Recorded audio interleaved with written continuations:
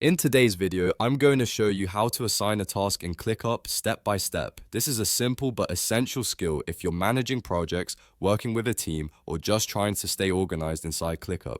By the end of this video, you'll know exactly how to assign tasks to yourself or other team members in just a few clicks. If you find this helpful, make sure to hit the like button and subscribe for more ClickUp tutorials and productivity tips.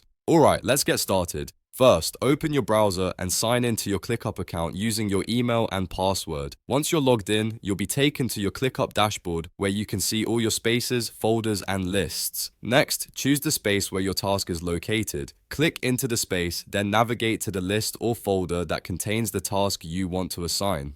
Now, open the task by clicking on it. This will bring up the task details view.